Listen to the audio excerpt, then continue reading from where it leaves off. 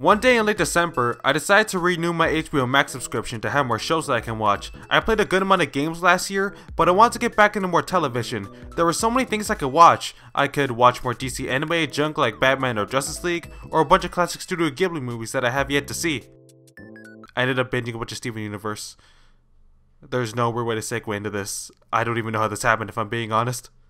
I watched a good amount of Steven Universe when I was younger, but stopped around early season 4. Didn't see much of season 4, 5, or future as a result, but I did watch the movie, which I loved. I figured I should finally finish the series, and I started back up in season 2 in order to refresh myself. The moment I started an episode and heard that updated intro though, I felt like I got hit by a nostalgia wave. My memories and attachments to Steven Universe feel like it faded from memory over the years, and it's hard to really explain. A show like Gravity Falls never really faded for me, but the nostalgia isn't exactly that high because of that. It's simply something I grew up watching and know like the back of my hand. For Steven Universe though, it's like I unlocked a piece of my childhood because I was around 12 to 13 when I got into the show, and it really does feel like I forgot how much this show meant to me, but remembering it all now and finally finishing it, God, I love this show so much! I got back into the show hard and went through so many episodes so fast. I stayed up late for so many nights and I'm still rewatching episodes even now. So now that we're here, I'm gonna ramble about this show for a bit, and I'm mainly focusing on the original series. Maybe I'll make a video later about the movie in future, but right now, I'm just talking about the original series. We good? We good. Okay, let's do this. First, I just really want to say that this second opening of the show is one of my favorite TV show openings of all time. Could even be my favorite if I were to go that far. I like the original intro, but everything they updated and changed about it makes it 10 times better. It's got like the most charming opening song ever too. It's got this whimsical and nostalgic feeling to it, and it works with the context of it being a song Steven made for the Gems when he was young. Now when it came to rewatching episodes, I specifically started with season 2. I watched some of season 1 since I already saw most, if not all of it when I was younger, and think it's alright. It's got some phenomenal episodes like Rose's Scabbard, but season 2's episodes was when I really started to get attached to this show. Plus, it was the most recent at the time. I think the first time I properly caught the show when a new episode was premiering was the 4th Steven Bomb. As a result, the arc I had the most investment in when I was younger was the Cluster arc. This is still one of my favorite storylines from the show, and a big reason was because of Peridot. She was my favorite character growing up, and even now, she's still a personal fave. She cracks me up so much, and she probably has the cleanest redemption arc of any character in the show. It was a really well done bumpy road where she'd grow as a person, but still regress or fall into old habits, until the end where she ultimately sides with the Crystal Gems. That moment where she talked back to Yellow Diamond and called her a clod, I went nuts when I first saw that. She's one of us! Any episode starring her was automatically a highlight for me, and yes, I really am that easy to please. There's still so much about season 2 I remember and love though. The tension between Garnet and Pearl was a really good overarching element for a few episodes, and we got 2 flashback episodes of when Greg was with Rose. It's really fun seeing how their relationship started, and how the Crystal Gems were like back then. The episode We Need to Talk specifically was my favorite of those two.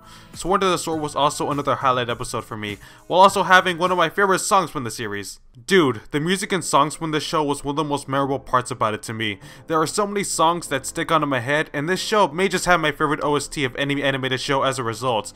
There are other shows that had full songs within episodes like Phineas and Ferb, but I think what I loved about Steven Universe is that there were so many songs that were meant to express more serious and strong emotions. Other shows would usually just use songs for montages, and even when they do that here, there's a greater underlying purpose, like Do It For Her not only worked to montage Connie's training, but also to reveal more of Pearl's own unhealthy obsessions of serving Rose, and how that's being passed down to Connie. The best songs of this show to me were the ones that managed to express really strong emotions involving the characters, in a way a monologue just couldn't do justice.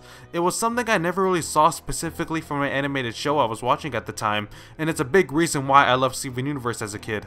If you want to know my favorite songs in junk so that I don't have to keep bringing up music, here's my sloppily put together tier list of a bunch of songs I have strong enough memories of. If One You Love isn't there, I apologize. Back to episodes, season 2 in general is the one that I probably have the most attachment to since I watched it the most when I was younger, but after watching everything else, it's definitely up there as being one of my favorite seasons. I also really love season 3 as well. My attachment growing up is relatively as strong since I was still catching episodes at the time.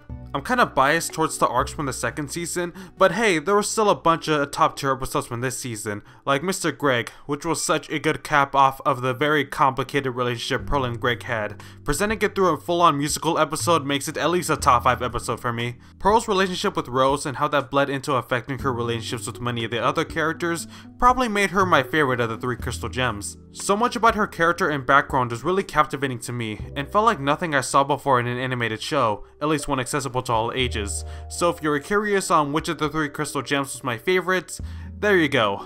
I love them all though, and think they're fantastic characters, to make that clear. Bismuth was another banger episode too. I think it was the first time an episode was a full-on 22 minutes instead of the usual 11 minutes.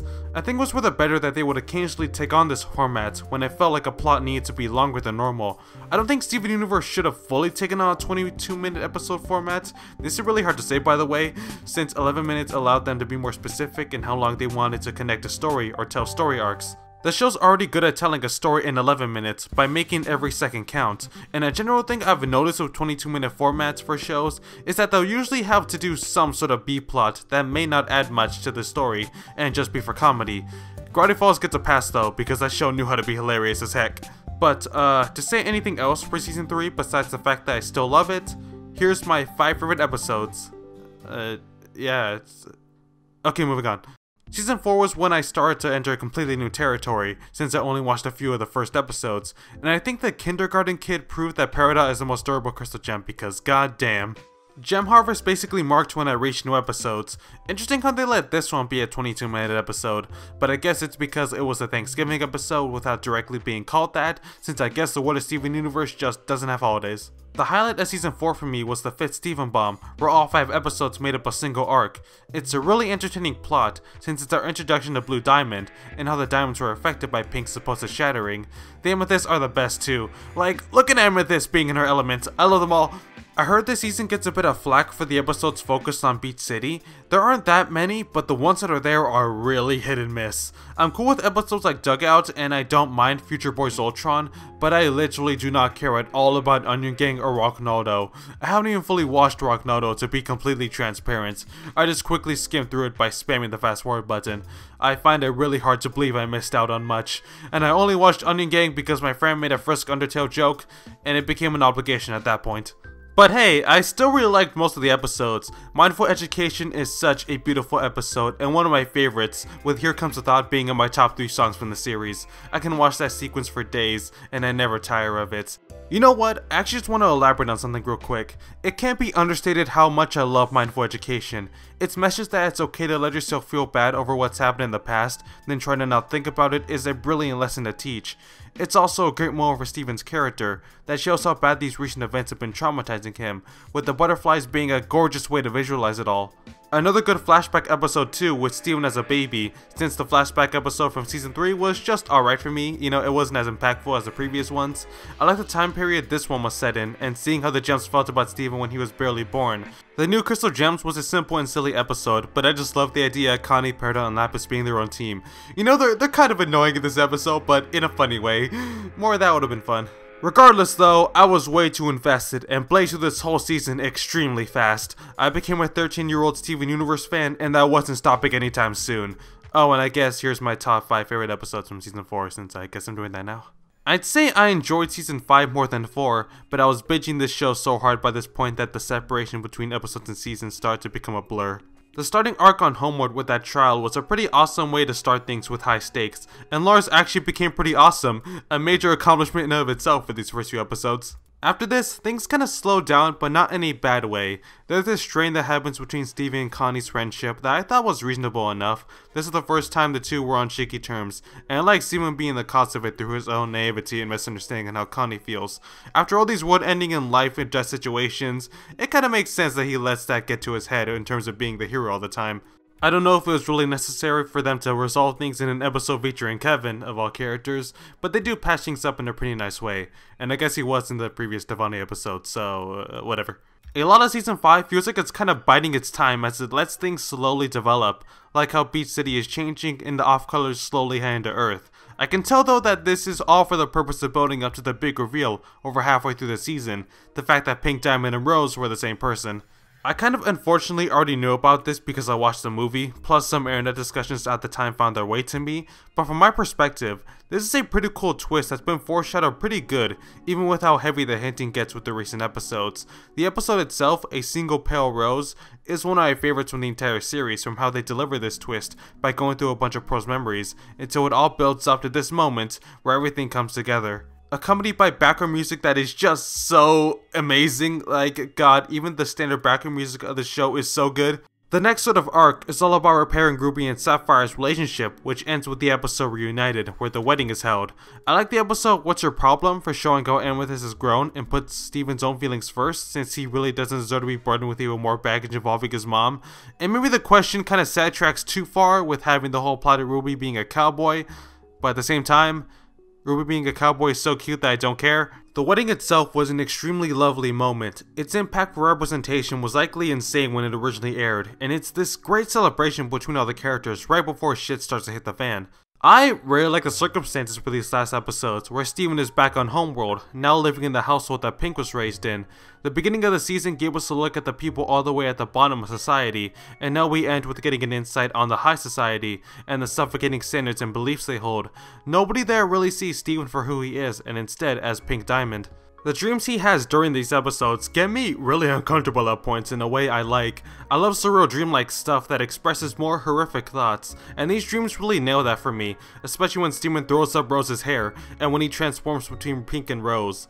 The question of if he's actually Rose is an easy no at first, but the idea subtly keeps rearing its head all throughout the show, and it becomes a terrifying reality to imagine that Steven isn't a real person and is merely a new form for his mom. That idea really is what drives the final conflict of the show, if you ask me. The diamonds are the physical threat, but they are mainly there to reinforce this identity crisis that Steven is suffering from. I know people criticize the last episode, Change Your Mind, for how the diamonds were redeemed too quickly, and maybe it is a little rushed, partly due to the production issues the show had at the time, but thinking about it more, redeeming the diamonds is not the point of that episode.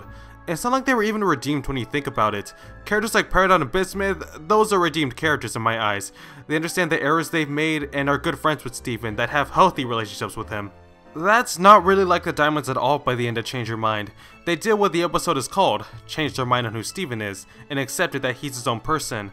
We get to see little bits of them making efforts to redeem themselves when we get to the movie in future, but as far as Change Your Mind goes, it's all about who Steven is. White Diamond acts as the final confrontation on this topic because out of everyone, she's the most absolute in thinking he's Pink Diamond. Changing her mind on Steven would be the hardest, but by being proven wrong in the most definitive way possible, she has no choice but to accept the truth that Steven's not Pink. Watching the scene where Pink Steven is revealed is so satisfying. That shout stating she's gone has so much power to it. He is so tired of being called Rose and Pink for so long that it has to be drilled into everyone's head that she no longer exists. And that beautiful animation when Steven is so relieved that he's not his mom, simply happy to be himself and loving the person he is, it's so euphoric to see it unfold, and I haven't tired of watching it yet. I honestly grow to love Change Your Mind more and more as I rewatch it. It's such a nice conclusion to Steven Universe's themes of self-acceptance and love, and it's with those meaningful topics where it shines so much. That last scene with Steven's song really is the cherry on top of it all, encompassing all of what this episode represents in such a gentle and heartfelt way. Since I haven't mentioned it up until this point, I am so attached to the credits song Love Like You. It's a beautiful piece of music, but with powerful lyrics that are able to apply to so many different characters of the show, based on how you interpret it.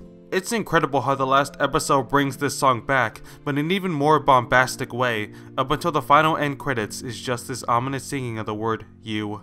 How I view it is that the previous episode's credits ended on the lyrics I couldn't even learn how to love, and then this one ending with you, combining it to love you and no longer love like you. Does that make sense? I hope it does. Either way, it's all a memorable note to end the show off on. I know there's a movie and epilogue series right after, but that's not important. And with that, I finished the original Steven Universe, and God, it was one heck of a ride. Watching it as a kid, it did actually leave a strong impression on me that I'm now remembering. It just had characters, music, and a feel that was like nothing else I was watching. It's got this very delightful and charming tone that radiated through so much of it. It's such a minor thing, but I adore so much how many episodes would end with a star closing in, with a pop sound to accompany it. I don't know why I love it so much, but I do! Even when episodes didn't end that way, many will leave off on this quiet feeling, just letting you soak in the final moments and the last words said. Being real though, I think a large reason this show stuck with me was how dramatic the show was willing to let itself be at points. It was really the first time I saw a cartoon that let itself be so emotional. Things could be lighthearted and silly in one scene, and then be hard-hitting by the end. It's kind of insane how unfiltered it could be. No jokes in the middle or at the end, just letting things play out in their natural way. People may complain that there's too much crying or that it's too cringy or some other garbage like that. But I don't know, as a kid, it kinda helped normalize sadness as just another emotion. And for me, and I assume many other kids at the time, that was important. Steven Universe was a favorite of mine as a kid. And even now, after finishing it all, yeah, it still is one of my favorite shows. I don't know how others feel about that, but who cares? I fell in love with the show all over again, and I'm so happy that I did. It's not a perfect show, but it was a perfect show for me back then. And even now, maybe that hasn't changed.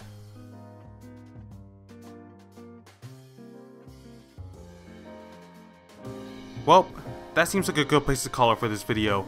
If you like this video at all, subscribing, commenting, all the other junk would be pretty cool. If y'all would be down for a video on the movie in future, just let me know. I'm still down to talk about some Steven Universe. With all that said, thank you so much for watching, and have a good day.